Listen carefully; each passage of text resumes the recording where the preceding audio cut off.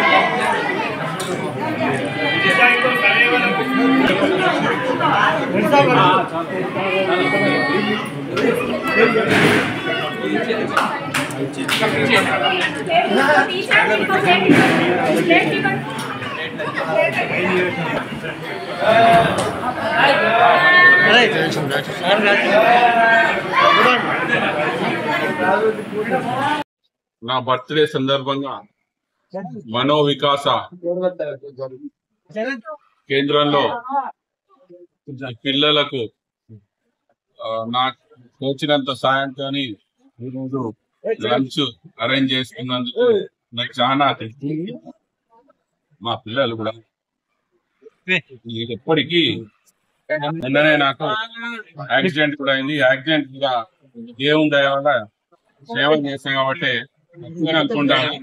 కాబట్టి ఇదే విధంగా నేను ఎన్ని రోజులైతే మంచిగా ఉంటానో అన్ని రోజులు నా బర్త్డేకు ఈ మనోవికాస కేంద్రంలో తీసుకుంటానని మీ అందరి సమక్షంలో తెలియజేస్తాను.